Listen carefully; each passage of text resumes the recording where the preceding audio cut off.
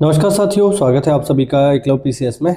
और एक बड़ी ही इम्पोर्टेंट वैकेंसी है जो अभी बहुत चर्चा में है और लोग उसके बारे में जानना चाहते हैं। और बहुत सारे लोग जो अभी किसी नौकरी में नहीं है वो भी, और जो किसी नौकरी में हैं वो भी इसके लिए इंतज़ार कर रहे हैं।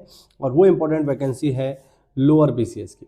अब लोअर पीसीएस की वैकेंसी को लेकर के बहुत इंतज़ार है कि क्या कब आएगी, कब तक फ्री होगा, है ना, और फिर कितने पद आ सकते हैं। इन्हीं सारी चीज़ों की लेकर के आज हम चर्चा करेंगे। अपने बारे में बता दूं, मेरा नाम है निशित मिश्रा और मैं वर्तमान में ग्राम विकास अधिकारी के पद पे कार्यरत हूं। और मेरे साथ के भी बहुत सारे लोग जो है लोअर पीसीएस की तैयारी के लिए लगे हुए हैं। बहुत सारे लोग तो ऐसे हैं ओ लेवल के लिए उन्होंने जो है डाल दिया है।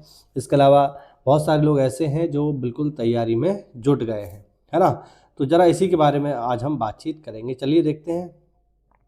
तो अगर मैं एक अनुमानित इसके बारे में आपको बताऊं कि ये वैकेंसी कब तक आ सकती है, तो चलिए देखते हैं। तो अनुमानित अगर हम बात करें कि लोअर पीसीएस की वैकेंसी कब तक आ सकती है, तो ये अनुमानित अप्रैल से जून के मध्य में आ सकती है। ठीक है, अप्रैल से लेके जून तक ये आपको देखने को मिलेगा। इसका नोटिफिकेशन थोड़ा बहुत आगे पीछे भी हो सकता है ना, एक आध महीना आगे पीछे भी हो सकता है, क्योंकि ये एग्जैक्ट तो नहीं है, एक अनुमानित है। और प्री इसका कब होगा, तो अगर जून में इसका नोटिफिकेशन आ जाता है तो मान के चलिए नवंबर और दिसंबर में इसका प्री एग्ज़ाम होने की संभावना है। ठीक, तो नवंबर दिसंबर में इसका प्री होने की संभावना है। एज लिमिट क्या रहती है, तो सबको पता है कि अगर आप लोअर पीसीएस में अधिकारी बनना चाहते हो लोअर पीसीएस के थ्रू, तो 21 से 40 के बीच आपकी एज होनी चाहिए। बेसिक बात है, सबको पता है। योग्यता की बात करेंगे तो योग्यता जो है स्नातक होती है, ग्रेजुएट होती है। लेकिन बहुत सारे पद ऐसे होते हैं, जैसे एक पद होता है इसमें एडीओ सहकारिता, नीचे में लिखा हुआ है। एक पद यहाँ पर आप देखिए, ये जो पद आप देख रहे हो ये है एडीओ सहकारिता, है ना। तो अब अगर कोई व्यक्ति एडीओ कोऑपरेटिव बनना चाहता है, एडीओ कोऑपरेटिव एक पोस्ट होती है ब्लॉक लेवल पे, है ना। जैसे मैं भी ब्लॉक लेवल पे ही काम करता हूँ, तो वहाँ पर हमारे साथ एक एडीओ होते हैं, ठीक, जिनको कहा जाता है एडीओ सहकारिता, एडीओ कोऑपरेटिव। ठीक है, ब्लॉक लेवल पे 3 एडीओ होते हैं।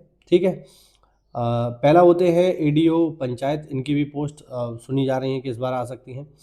दूसरे होते हैं एडीओ आरडी, पहले इनका नाम होता था एडीओ आईएसबी, बट अब इनका नाम हो गया है, जो नया गजट आया है उसमें इनका नाम आरडी कर दिया गया। आरडी मतलब रूरल डेवलपमेंट, यानी ग्राम विकास।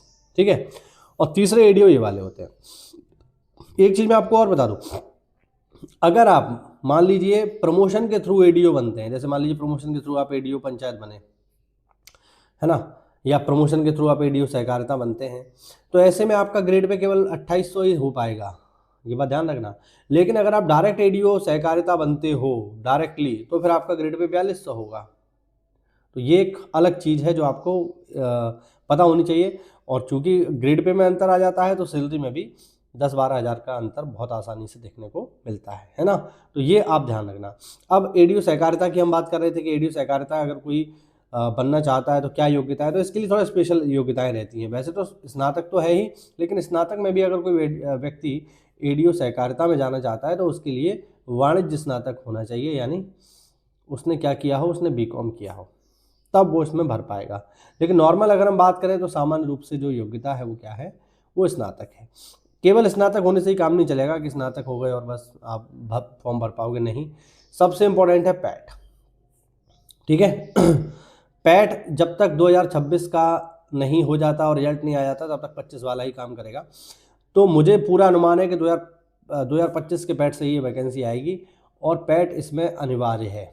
ठीक है, जो भी लोग पैट पास नहीं होंगे उनका इसमें सिलेक्शन नहीं होगा। बिल्कुल सीधी सी बात आप समझ लो। ठीक, एक सेकंड रुकिए, लाइट थोड़ा सा गड़बड़ कर रही है।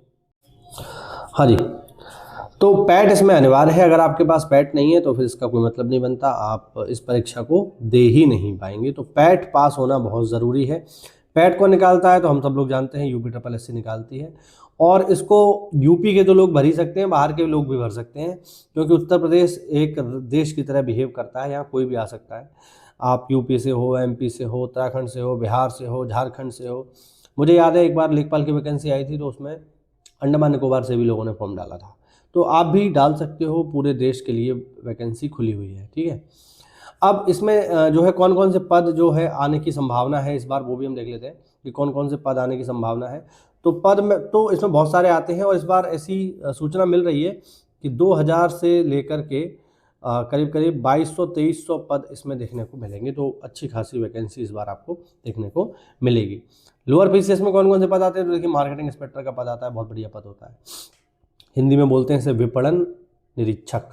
दूसरा होता है आपका सप्लाई इंस्पेक्टर। सप्लाई इंस्पेक्टर काफ़ी इंपॉर्टेंट पोस्ट होती है, खाद्य रसद विभाग की होती है। हम लोग भी जो है इन्हीं के साथ मिलकर के काम करते हैं, क्योंकि राशन कार्ड वगैरह बनता है, तो राशन कार्ड वो बनेगा तभी जब हम लोग उस पर साइन और मोहर लगा के देंगे, तभी वो बनेगा, अदरवाइज वो नहीं बनेगा। तो सप्लाई इंस्पेक्टर के पास जाता है वो। तो खाद्य रसद विभाग की बहुत इंपॉर्टेंट पोस्ट है।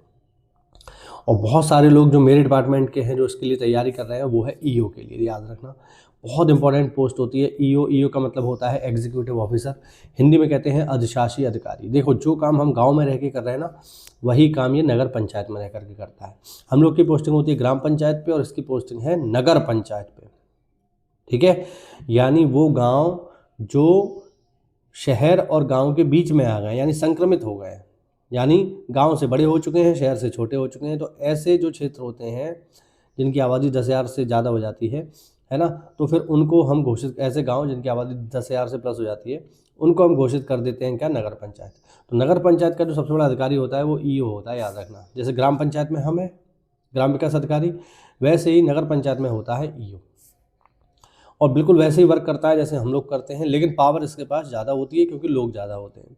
तो बहुत सारे लोग जो है इसी पावर के लिए ही, मेरे डिपार्टमेंट में बहुत सारे लोग अधिशासी अधिकारी बनने के लिए ही तैयारी कर रहे हैं, लोअर पीसीएस के लिए अभी भी। फिर मैंने आपको बताया एडीओ सहकारिता, तो ये तो हम देख ही चुके हैं, है ना। इसके लिए वाणिज्य स्नातक चाहिए। इसके अलावा सहायक उद्यान निरीक्षक, ठीक है, तो ये भी हॉर्टिकल्चर इंस्पेक्टर होता है। इसके अलावा वन दरोगा एक बहुत ही बेहतरीन पोस्ट है, मुझे व्यक्तिगत रूप से वन दरोगा बहुत पसंद है। ठीक है, तो वन दरोगा एक बहुत इंपॉर्टेंट पोस्ट है। पहले तो ये एक बार अकेले भी आई थी, लेकिन इस बार अकेले नहीं आएगी, इस बार ये लोअर पीसीएस के साथ आएगी। तो लोअर पीसीएस के थ्रू ही आप वन दरोगा बन पाओगे। 2800 ग्रेड पे होता है इसका, है ना। 2800 नहीं, 2400 होता है। 2400 ग्रेड पे का है, लेकिन कोई बात नहीं, बढ़िया है। ठीक है, तो ठीक है, ग्रेड पे 2400 हो या 2800, इससे फ़र्क नहीं पड़ता। ठीक है, लेकिन हाँ, एक अच्छी नौकरी है। अगर आप प्रकृति प्रेमी हैं, प्रकृति के साथ रहना चाहते हैं, तो आप इसमें जा सकते हो। इसके अलावा एक पोस्ट इसमें और होती है, अपर जिला सूचना अधिकारी। ये भी बढ़िया पोस्ट है ना। जो जिला सूचना अधिकारी होता है उसके आप अधीनस्थ के तौर पर कार्य करेंगे, और दुनिया भर की पोस्ट इसमें और भी हैं। तो कुल मिला के अगर आप तैयारी कर रहे हो लोअर पीसीएस की, तो जुटे रहिए, तैयारी करते रहिए। वैकेंसी तो आनी है ही, एक आध महीना आगे पीछे भी हो सकता है, लेकिन मैं आप लोगों से फिर कह रहा हूँ कि आप लोग तैयारी करते रहिए, मेहनत करते रहिए। ये मत सोचिए कि जब नोटिफिकेशन आ जाएगा तभी हम तैयारी करेंगे, क्योंकि मैं आपको बता रहा हूँ बहुत सारे लोग जो सेलेक्टेड हैं वो अभी से तैयारी कर रहे हैं। जैसा कि मैंने बताया, मेरे साथ के बहुत सारे लोग ओ लेवल कर रहे हैं। वो ओ लेवल कर ही इसीलिए रहे हैं क्योंकि ईओ में ओ लेवल मांगा जाएगा। तो अभी से ही अपना जो है कमर कस के तैयार बैठे हैं कि ओ लेवल कर लेते हैं, तैयारी कर लेते हैं, वैकेंसी आएगी, थोड़ा पढ़ाई करके सिलेक्शन ले लेंगे और यहाँ से चले जाएंगे। तो कुल मिला के बहुत सारे लोग जो है इसके लिए तैयारी कर रहे हैं अभी से, और आप लोग अगर तैयारी नहीं कर रहे हो तो मुझे लगता है आप बहुत बड़ी गलती कर रहे हो। तो अप्रैल या जून में, या हम कहें इस साल के मध्य तक आपको नोटिफिकेशन देखने को मिलेगा, और इस साल के अंत तक पेपर हो जाएगा प्री।